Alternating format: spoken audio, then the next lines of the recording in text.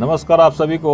जावा MCQ 11 और 11 lecture मैं previous ले चुका हूं थ्योरी के रूप में और प्रैक्टिकल के रूप में। कमांड लाइन आर्गुमेंट जावा के अंदर क्या होते हैं वो लेक्चर नंबर 11 में मैं आपको जावा प्रोग्रामिंग प्लेलिस्ट के अंदर पहले से ले चुका हूं।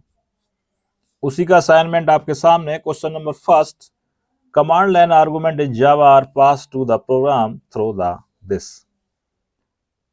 जब हम कंपाइल टाइम के बाद रन टाइम पे कुछ कमांड देते हैं कीबोर्ड के माध्यम से, उस प्रोसेस को बोलते हैं कमांड लाइन आर्गुमेंट, जो कि हम उसे as a string, as a integer, as a float, as a char में स्टोर करा के अपने काम को बनाते हैं।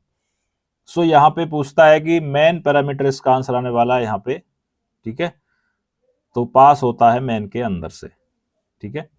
Question number 2, the type of command line argument in Java is.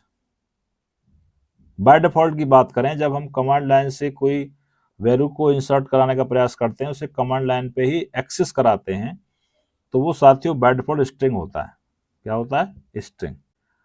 Which signature is correct for command line arguments. Public static void में जो आप लिखते हैं, तो इसमें से कौन सा सही है? पहला गलत, ऐसा नहीं कर सकते। पब्लिक वर्ड में स्टैटिक गायब हो गया, ये भी गलत है। तीसरा, पब्लिक स्टैटिक वर्ड में string array, yes this is possible. Question number 4, command line arguments are always received as. हमेशा कमांड लाइन आर्गुमेंट से आप एज ए स्ट्रिंग ही रिसीव कर पाओगे। अपने क्वेश्चन के अकॉर्डिंग आप स्ट्रिंग को कन्वर्ट कर पाएंगे इंट, कैर, फ्लोट में।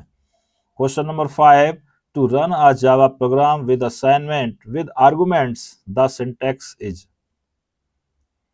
सबसे पहले हम जावा के प्रोग्राम को कंपाइल करते हैं, आप जानते हैं। उसमें आप लिखते हो जावा सी, ओके, जावा सी स्पेस, आप फाइल का नाम लिखते हैं, फाइल नेम, और डॉट जावा लगाते हैं। आप ऐसा करते हो ना ऐसा? ठीक है। कंपाइल करने के बाद जब आप उसको रन करेंगे तो लिखते हो आप जावा, ध्यान करिए, Java space class name, class का नाम सपोज आपने एफ ले लिया था, यहीं पे आपको आर्गुमेंट पास करना होगा।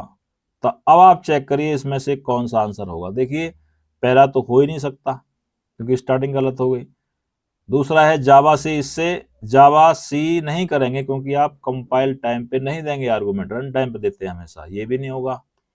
तीसरा देखिए, जावा स्पेस क्लास का नाम आर्गुमेंट 1 स्पेस, यस ये होने वाला है, और लास्ट का तो हो ही नहीं सकता।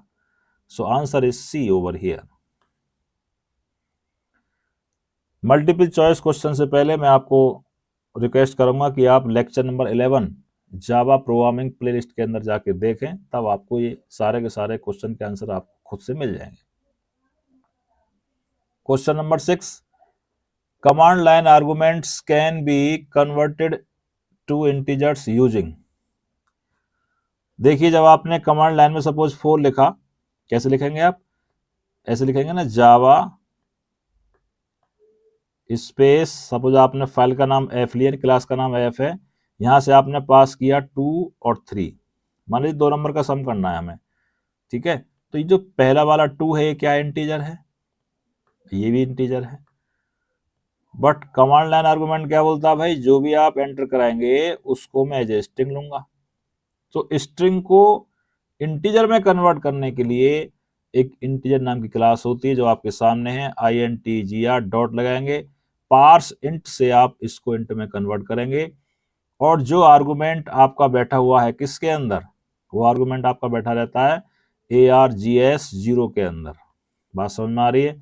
तो इसमें जो बैठा हुआ है, क्या बैठा है इसमें? ARGS 0 के अंदर 2 बैठा हुआ है, तो ये तो इंटीजर है, सॉरी ये तो स्ट्रिंग है, एज ए स्ट्रिंग देखने में आपको इंट लग रहा है।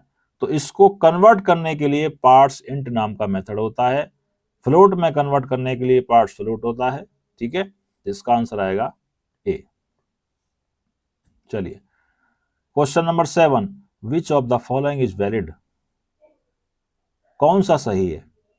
जावा स्पेस डेमो क्लास का नाम हो गया, ऐसा भी कर सकते हैं, और बी ऑप्शन भी आप पहले से करते आ रहे हैं, ए जो ऑप्शन लिखा हुआ है डबल कोट्स के अंदर, वो भी काम आप कर सकते, तो आंसर इसका सी आएगा, both A and B. Question number 8, if a program prints args2, it requires at least, इंटरेस्टिंग बात आ गई ना।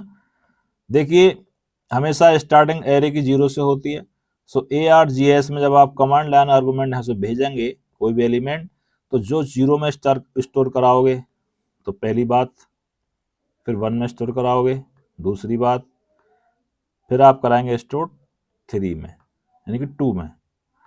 सो एक वैल्यू आपको इसके लिए चाहिए, एक वैल्यू आपको एरे 1 के लिए चाहिए, एक वैल्यू आपको एरे यानी कि आर्गुमेंट 3 के लिए 2 के लिए चाहिए। So 1 value, 2 value and 3 value, तो आपको कम से कम 3 आर्गुमेंट चाहिए। Option is C. बात समझ में आ गई। Question number 9, command line arguments are stored in heap में स्टोर होते हैं ये भी, ठीक है, क्योंकि एरे किस में स्टोर होता है, हीप में होता है। Question number 10, what is the output of yes. देखिए जावा, आप इसको रन करेंगे तो जावा लिखेंगे, क्लास का नाम क्या दिख रहा है आपको, टेस्ट, देखते रहना आनंद आएगा आपको। यहां से आपने 10 पास किया, स्पेस देके 20 पास कर दिया। अब क्वेश्चन में क्या पूछता है, कोड क्या लिखना है, system dot out dot println args dot length, इसकी लेंथ क्या देगा, 0 देगा, 1 देगा या 2 देगा, या बोल देगा इट इज एरर। सीधी सी बात है, आपने कितने एलिमेंट लिए हैं, 2 लिए हैं, तो क्या लेंथ होगी, 2 होगी, दिमाग लगाने की आवश्यकता ही नहीं। हमसे इंडेक्स थोड़ा ना पूछ रहा है, इंडेक्स पूछेगा तो 0 1 होंगे। Question number 11, command line arguments in Java are stored in a string array. Command line argument का जो हम एलिमेंट लेते हैं कमांड के टाइम पे, तो वो उसको एज ए स्ट्रिंग ही स्टोर करता है, ये बात सच है, true. Option is A. Question number 12, the first command line argument is stored in args1, क्या ये बात सच है। अगर आपने जावा का, जब आप प्रोग्राम रन करेंगे आप लिखेंगे जावा स्पेस सपोज क्लास का नाम f, जैसे ही आप एलिमेंट लिखेंगे यहां से मान लो 10 और दूसरा लिखेंगे 20, सो ये हमसे पूछता है कि पहली बार में जो फर्स्ट लाइन कमांड आर्गुमेंट है वो क्या AR1 पे स्टोर होगा। गलत लिख रहा है, टोटली गलत, आंसर इज बी, क्योंकि फर्स्ट जो स्टोर होगा वो साथियों किस पे स्टोर होगा, A0 पे, ठीक है, तो इसलिए इसका answer false. Question number 13, command line arguments must always be integer, नहीं गलत बात है, जितने भी कमांड लाइन आर्गुमेंट होंगे वो सारे के सारे बाय डिफॉल्ट क्या होंगे, स्ट्रिंग में होंगे, इसलिए जो बात लिखी हुई है वो गलत लिखी हुई है, ठीक है। Question number 14, quotes double quote can be used to pass multiple words as a single argument, बिल्कुल सही बात है। सिंगल आर्गुमेंट के लिए आपको डबल कोट्स में जो भी आप कुछ लिख देंगे वो सारा का सारा स्ट्रिंग है, और वो हमेशा फर्स्ट पोजीशन पे ही स्टोर होगा, ठीक है, ये बात सच है। Question number 15, the main method must include arguments to accept command line argument, सही बात है, जो मेन मेथड है वो हमारा हमेशा args इंक्लूड होगा कमांड लाइन से। इस तरह से 15 क्वेश्चन एमसीक्यू आपके फिनिश। असाइनमेंट का सिलसिला यहाँ से स्टार्ट होने वाला है।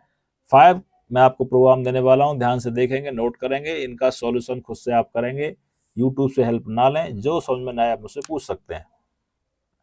Question number first, count the number of command line arguments, ठीक है, जितने भी आप कमांड लाइन आर्गुमेंट से कमांड भेज रहे हो वो काउंट हो जाना चाहिए, कितने लिए हैं आपने। Question number 2, print the first and last command, बात समझ में आ रही है। मान लीजिए आपने कमांड लाइन आर्गुमेंट से 4 एलिमेंट स्टोर कराए, तो पहला एलिमेंट मैं पूछ रहा हूं कौन सा है और लास्ट का कौन सा है, ठीक है। Question number 3, print arguments that contains at least 1 digit, ठीक है, जब आप कमांड लाइन से कोई आर्गुमेंट भेज रहे हैं तो उसमें से कम एक डिजिट होनी चाहिए। ठीक है, ऐसा प्रोग्राम बनाने का प्रयास करेंगे आप। Question number 4, if a given argument से argument 0 is a palindrome. First argument आपने सपोज ले लिया 1 2 3, ठीक है, एज ए स्ट्रिंग आएगा। अब इसका आंसर पैलिंड्रोम में क्या आएगा? 3 2 1।